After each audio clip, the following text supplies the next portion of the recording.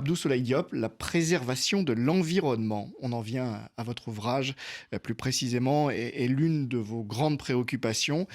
Comment fait un pays comme le Sénégal quand, dans le même temps, il fait du moteur de son développement l'intensification de l'exploitation des ressources minières, de la pêche, du pétrole, beaucoup de voitures qui circulent au Sénégal. On a besoin de produire du ciment. C'est aussi une industrie très, très importante. Voilà, comment est-ce qu'on fait pour concilier les deux aujourd'hui?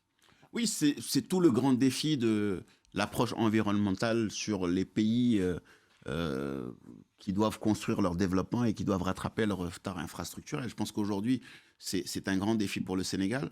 Comment, au moment où en plus on découvre du pétrole et du gaz, continuer à, entre guillemets, polluer, mais tout en préservant l'environnement. Je pense que ce défi, il doit être traité à plusieurs niveaux. D'abord, il faut qu'on puisse effectivement enclencher la transition énergétique. C'est nécessaire, d'autant plus qu'on a des ressources qu'on peut valoriser, que ce soit l'hydroélectrique, le solaire, l'éolien. On a de quoi produire de l'énergie propre, mais d'un autre côté, on a quand même un défi infrastructurel et on arrive à avoir du pétrole et du gaz. Donc aujourd'hui, il faut pouvoir développer les ressources renouvelables tout en exploitant le pétrole et le gaz, mais en considérant qu'il s'agit de ressources qui ne sont pas pérennes, en tout cas permanentes, et voir comment orienter l'argent du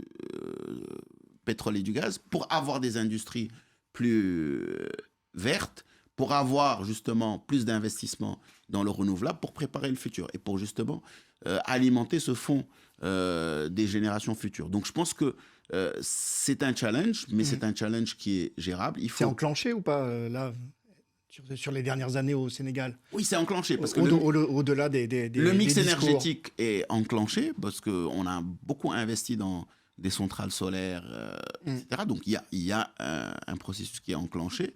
Maintenant, il faut qu'on travaille plus sur la préservation de l'environnement, sur l'économie circulaire, pour créer une vraie économie autour de la transformation des déchets. Il y a encore du travail à faire et il faut qu'on puisse avoir un vrai suivi. Pour le moment, il y a un conseil présidentiel du gaz et du pétrole qui permet d'avoir foi sur la gestion qu'on va en faire, mais il est important qu'on puisse réellement avoir une très bonne gouvernance sur le pétrole et le gaz pour pouvoir justement définir comment on utilise ces ressources pour faire du green sur d'autres activités et pour justement alimenter ce fonds pour les générations futures.